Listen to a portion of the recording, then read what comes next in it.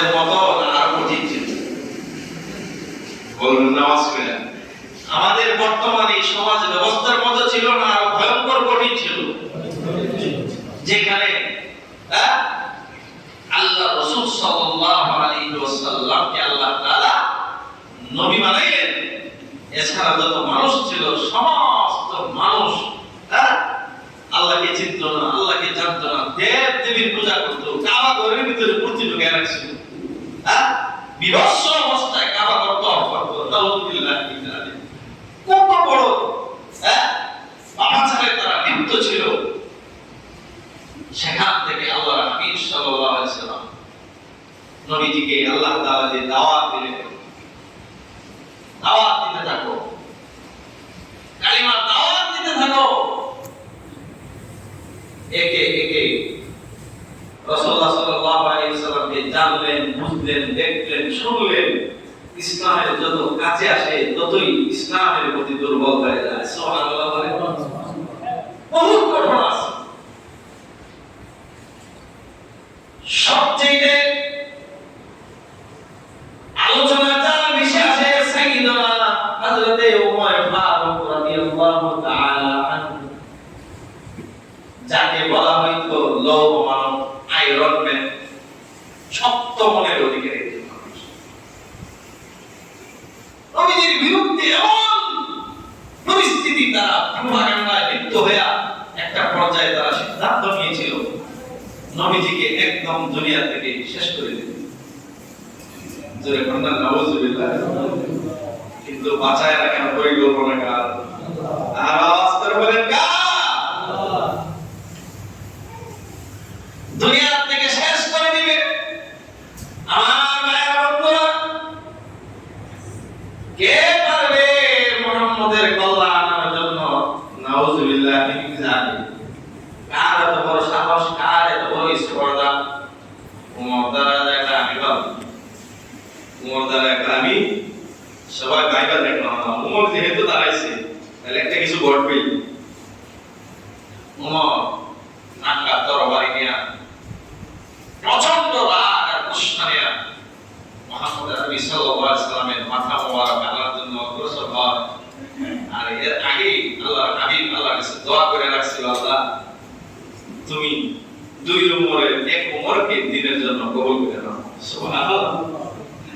এক উমর আবু জাহেল, আরেক উমর সাইয়্যিদনা ওমর ইবনে খাত্তাব।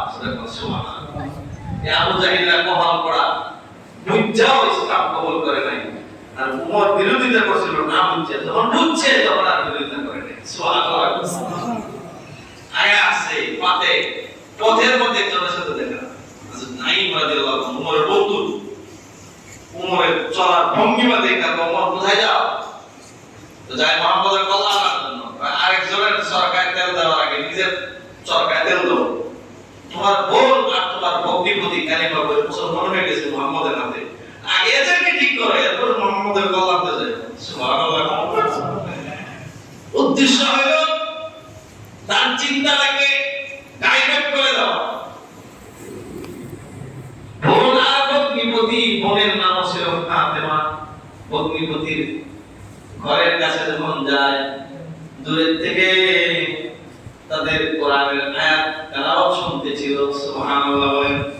তাহা মা আনজালনা আলাইকাল কুরআনা লিতাশকা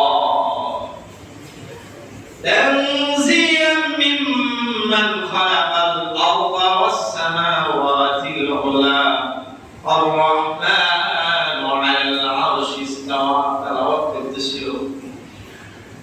কোরআনের ভিতরে এমন আকর্ষণ আল্লাহ তাআলা রেখে দিয়েছেন, ওমরের শব্দ পাথরের মতো শব্দ হৃদয়টাকে মোমের মতো কোরআনের কাজ করবে, তেলাওয়াত মোমের মতো নরম করে দিল, হৃদয়ে প্রচন্ডভাবে আঘাত করলো। ওমর দরজায় যা বলে দরজা খোলো। ওমরের আওয়াজ শুনে ভক্তিপতি খাটের নিচে লুকায়া পড়ে, আর বোন এসে দরজা খুলে দরজার পাশে দাঁড়ায়। দরজা খুলে না, ওমর দরজা ভেঙে ঘরের ভিতরে যখন প্রবেশ করে, এমনি করে বোন সামনে আইসা দাঁড়ায়।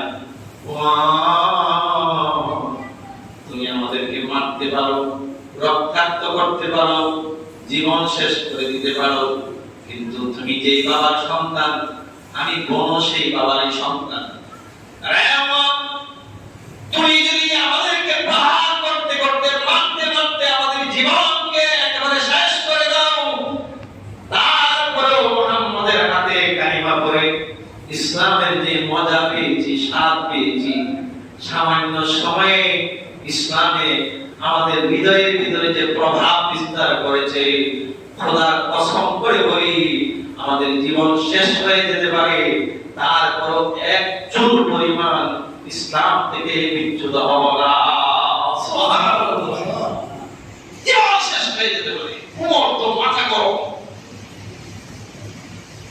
এত বললাম, আমার নাম শুনলে আরবের লোকজন থরথর করে কাঁপতে থাকে, আর আমার বোন কিছু সময় ইসলামের সান্নিধ্য গ্রহণ করার পরে এত শক্ত, এত কঠিন হয়ে গেল, কি আছে সেই ইসলামের ভিতরে আমার একটু বোঝা দরকার, বোঝা দরকার। যাইতে বলে বোন, এতক্ষণ যে তোরা পড়তেছিস সেটা কি? এটা শুনতে হইলে তোমার তোমার তোমার দেহটা নাপা, তোমাকে গোসল করে আসতে হবে। তাই উমরের মন পাথরের মতো শক্ত, মনটা মনের মতো নরম হয়ে গেছে, গোসল করে আসছে, কোরআনের একটুখানি তেলাওয়াত যখন শোনাইছে, উমরের পাথরের মতো শক্ত দিলটা একেবারে ভেঙে চৈচির হয়ে ইসলামের প্রেমে তার দিলের ভিতরে ঢেউ এসে গেছে। সুবহানাল্লাহ।